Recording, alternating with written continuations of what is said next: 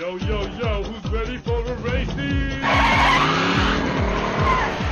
It's a bold claim, but I feel confident in saying that Asphalt 9 Legends is one of the most visually impressive mobile games ever released. I know, such a statement immediately invites criticism, and that's fair, but hear me out first. There's a lot of racing games on mobile platforms, but this presentation here is so strong in both technology and art design that it pushes beyond what you would expect to see in a mobile phone game. At its best, Asphalt 9 delivers a presentation that would be perfectly at home on a PlayStation 4 or an Xbox One.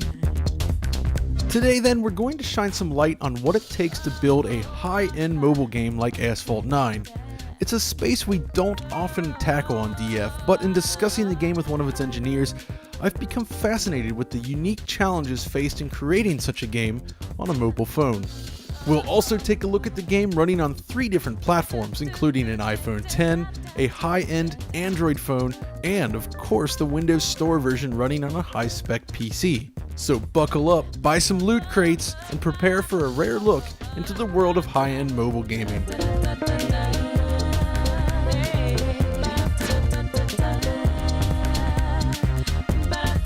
So, what is it that makes Asphalt 9 so impressive? Well, from the very first moment I was blown away by its fluid performance, beautiful visuals, and a rendering feature set rivaling a modern console game. There's plenty of great looking racers out there of course, but Asphalt 9 takes a very different approach. For one thing, it's heavy on post-processing effects. I know, motion blur isn't universally loved, but I feel that it adds tremendously to the presentation here. Adding something like this comes at a significant cost as well. Beyond that, each and every track is packed with detail that stretches well off into the distance, along with some beautiful materials and lighting around every corner. Cars are also supremely detailed for a mobile game, with some models coming in at a polygon count exceeding 90,000 triangles. That's more detailed than certain current generation racing games. Now, beyond raw detail, some of the visual features on display include a full HDR rendering pipeline, high-performance soft particles, a pseudo PBR materials system, and loads of post-processing effects including per-pixel motion blur, crepuscular rays, screen space reflections, color grading, and more. Okay, so a list of features is great and all, but you might be wondering just what it is that powers all of this and what sort of design philosophy occurred along the way to allow it to become possible. This is not a console game after all. There are a lot of restrictions when building a mobile game that simply don't crop up in the console space. To begin with, all of this is powered by Gameloft Barcelona's in-house Jet engine, a super optimized toolset designed first and foremost for mobile platforms. Jet engine has been around for more than a decade now, evolving with each new installment in the series, but this feels like its most significant leap yet in terms of matching a proper console game, which has always been its goal. In creating Asphalt 9, the team has focused more heavily on complex PBR materials and an HDR lighting pipeline designed to run across all target devices. Taken together, we're left with a cohesive, richly detailed game, but as noted previously, this is a mobile game and thus there are a lot of limitations to consider here. Primarily, with such a wide range of handsets and tablets to deal with, the team had to design its features to function across each of them. With HDR lighting, for instance, an in-house texture encoding method was devised to keep overall file size low, while also functioning on devices that do not otherwise support HDR texture formats. According to one of the game's engineers, 2 of the main concerns when designing a high-performance mobile game are pixel cost and number of draw calls. These mobile GPUs are very capable when it comes to rendering a lot of geometry, but once you increase shader complexity and introduce more advanced post-processing effects into the mix, such as per-pixel motion blur, you can run into performance issues and thermal limitations.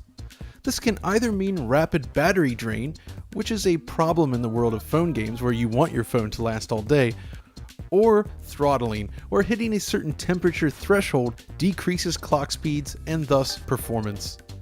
This also helps explain the importance of frame rate caps. Using an iPhone X for instance, Asphalt 9 can easily hit 60 frames per second, but doing so massively decreases battery life and can result in thermal throttling. Thus, unlike a console game, you really can't afford to run full out. It's all a balancing act. You want to deliver the best performance possible without pushing the hardware too far. It's no easy task.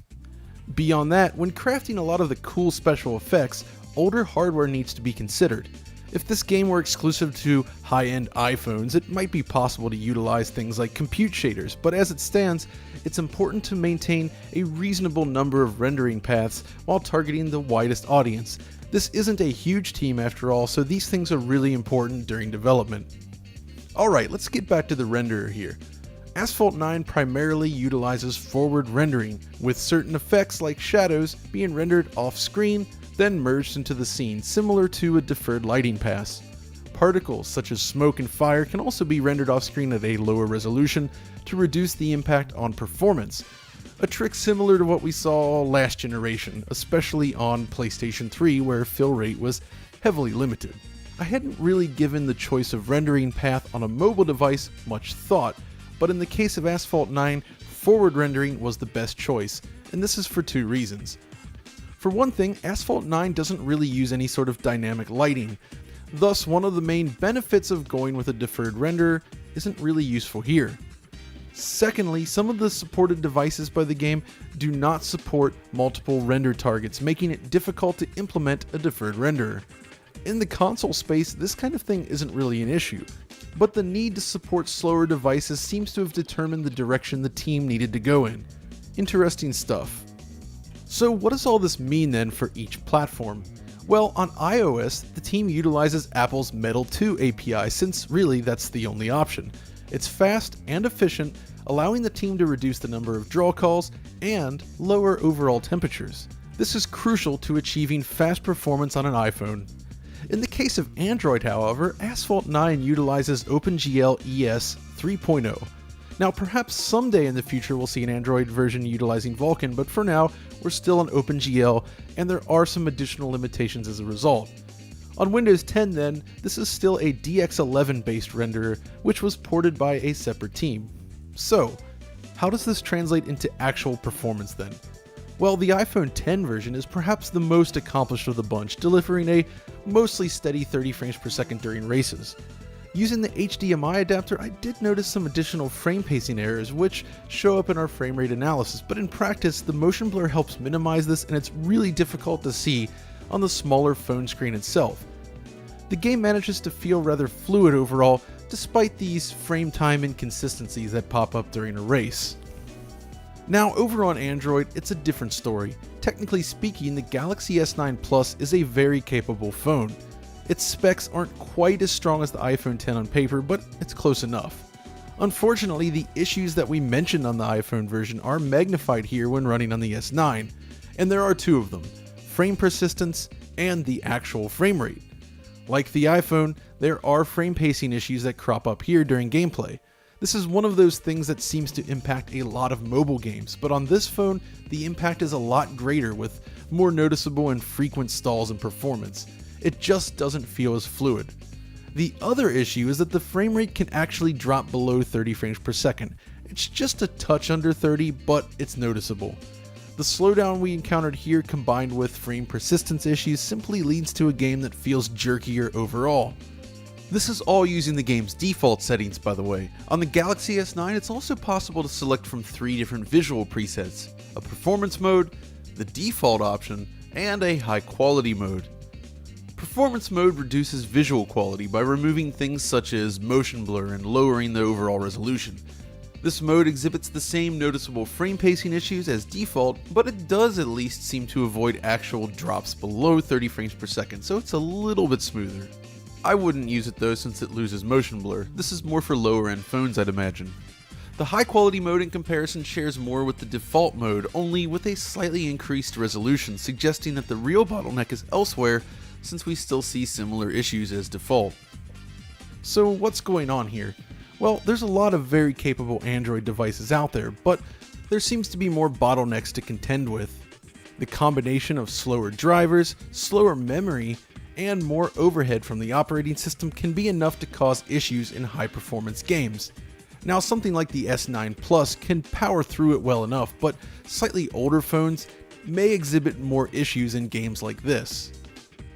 In terms of visual quality then, the S9 and iPhone 10 both offer the highest quality rendering options made available by the game, and as you can see, they stack up well against one another. The iPhone version is locked to a specific preset, of course, whereas the Android version allows you to choose from those 3 aforementioned settings. It is possible to raise the resolution on the S9, of course, but neither phone seems to quite reach the native resolution of their respective displays.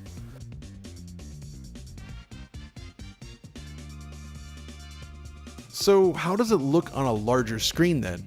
Well, that's where the PC version comes in, and this makes for an interesting point of comparison.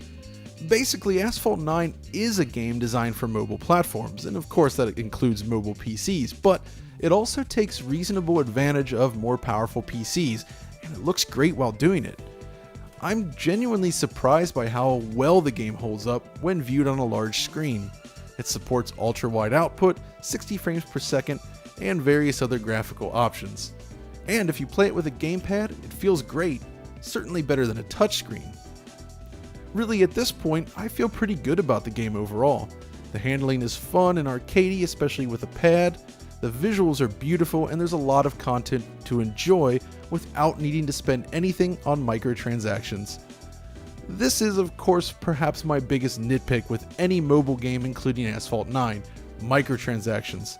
While there is plenty of content to enjoy without them, the game is not shy about popping up various packs of cards and other things like that to encourage you to spend some money. Now, I understand that this is the reality of modern mobile business, but it does kind of detract from the game. Thus, what I'd really like to see is a proper port of the game to something like the Nintendo Switch, but without any of the microtransactions. A fully featured version with some new or expanded tracks would be awesome. Looking over the library on Switch, Asphalt 9 holds up really well against the best looking racers on the system. Of course, it lacks the 60 FPS of those games, but again, I think it holds up very well overall. And honestly, it wouldn't even be a stretch to see it on a console. After all, the series has a history on such platforms, and the original Asphalt was released on Nintendo DS more than a decade ago. This is the type of game that we could really use once again on consoles. So that's really it then. Asphalt 9 is one of the first mobile games in a long time that caused me to sit up and take notice. It offers a level of visual quality you just don't expect from a mobile platform, and it plays great to boot. And really, it's nice to peek at what's happening in the mobile space from time to time, since we're so wrapped up in console and PC specific games most of the time. We were really impressed with Fortnite earlier this year from Epic Games, and are even more impressed by what Gameloft has achieved here. Asphalt 9 is just a beautiful game. But that's all for now. If you enjoyed this video, be sure to like, subscribe, ring the bell for notifications, and perhaps even follow us over on Twitter. And until next time, this is John signing off.